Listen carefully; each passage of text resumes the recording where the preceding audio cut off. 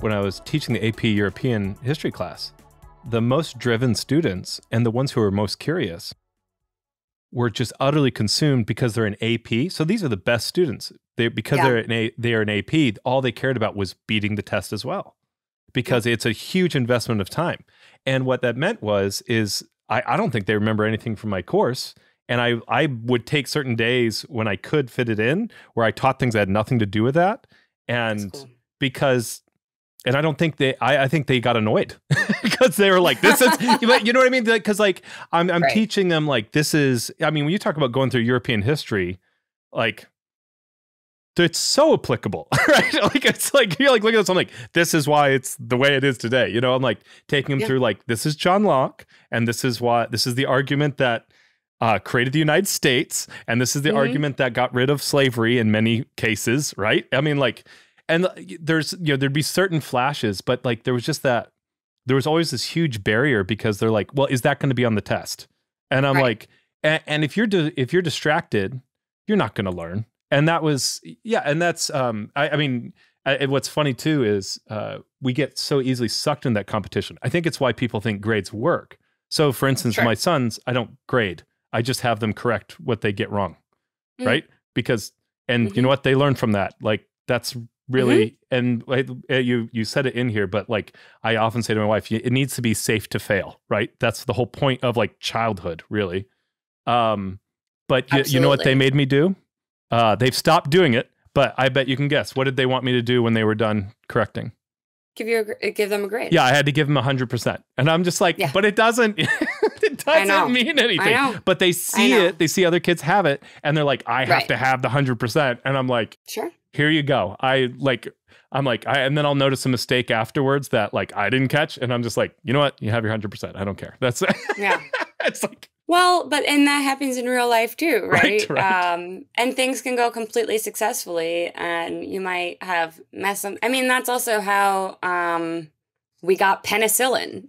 Right. Happy accident. Yes. You know, it's funny because there's so much research behind two of the things that you've observed. That so when we're studying for a test, we know that the brain is just forming these networks and it's going to drop them as soon as that test is over. 100%. So students who get A's on an exam in May take the identical exam in September and they fail.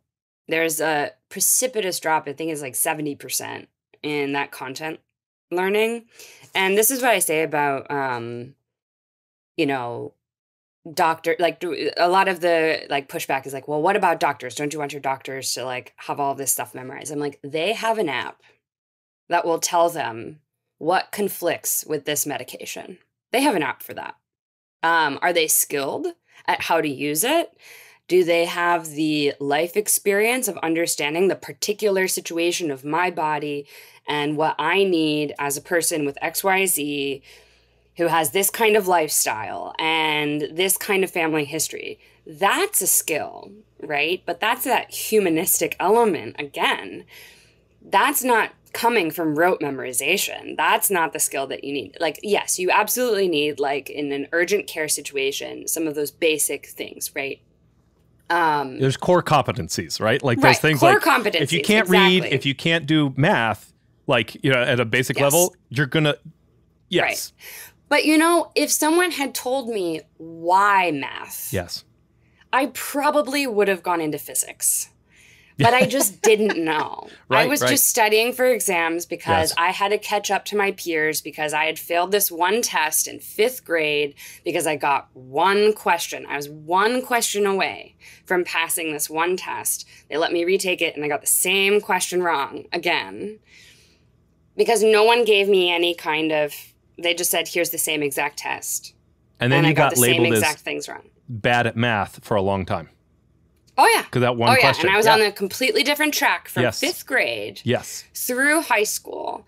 And one year I took geometry and trigonometry together, and I did great. I did really well in things that are really hard for some people because my teachers were passionate, the learning was great, and then I got to pre-calc, and I just shut down. I literally cried so much over this one textbook that it looked like it had been soaked in the rain. Like, it was horrible. And my TI-83 calculator died on the final exam day. And I was like, it is a sign from God that I am terrible at math.